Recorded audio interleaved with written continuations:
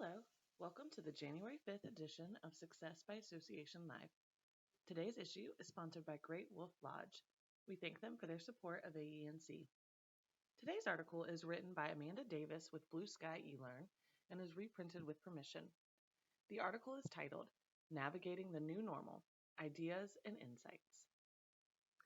This fall, I had the opportunity to moderate a think tank event for Association Executives of North Carolina, otherwise known as AENC, Young Professionals Group, FUEL, Fostering Unity Among Emerging Leaders.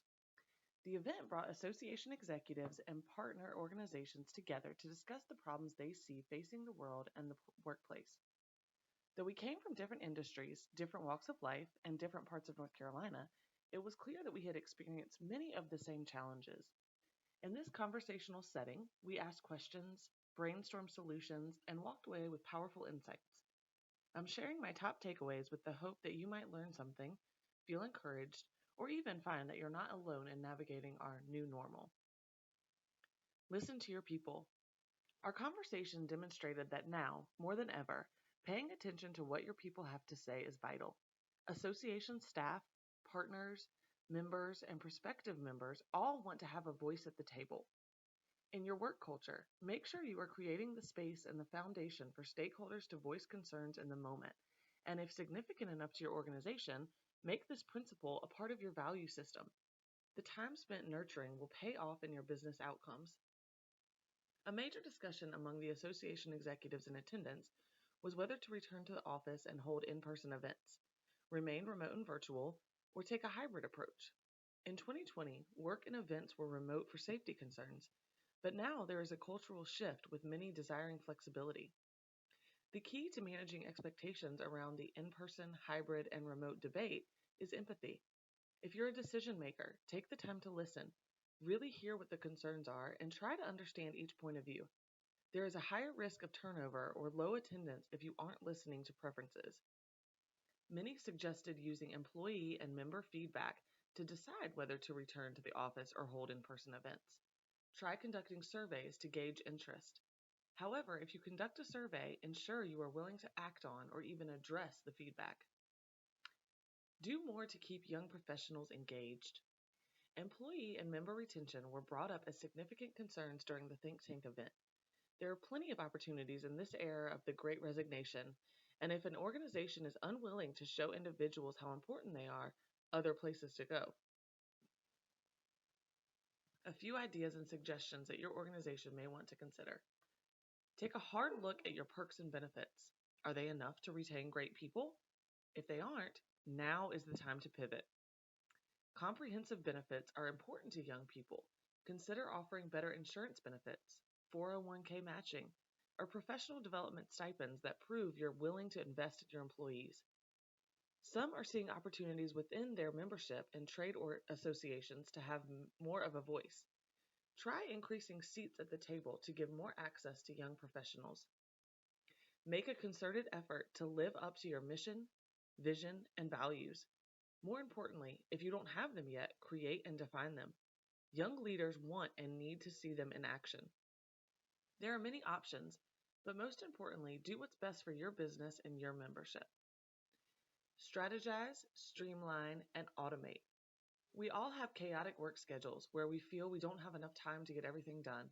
In remote office settings, like in person, it's all too common to get bogged down by meetings. So, how do association executives stay organized? Delegate, delegate, delegate. Let go of some stuff. If you can do so, get items off your plate to make room. Find the best apps, tools, and processes that work for your team. Using tools to help streamline your workload will enable you and your staff to be more productive, saving both time and money. Try weekly or monthly working sabbaticals. The sabbatical was an active exercise for one of our audience members. The idea is to take one day every 6 to 8 weeks and act as if you're out of the office, when really you're prioritizing strategic planning and backlogged projects. Implement no meeting Fridays as a way for your team to get things done and wrap up the week. Stay flexible, be prepared. During this pandemic, being agile and resourceful is critical. Many organizations in attendance had to create or refresh policies and procedures at a moment's notice. The most significant lessons learned regarding policy changes are the importance of patience and flexibility. Adjustments may need to happen quickly, so there's no need to make plans 6 months in advance. The world is still determining how to move forward. Make sure all policies, especially for events, are clear, concise, and readily available. Get the word out about your policies so that employees and members are not surprised by any changes. Another way to stay prepared is to create and share a team communication plan for when and if your staff is affected by COVID. What will your team do?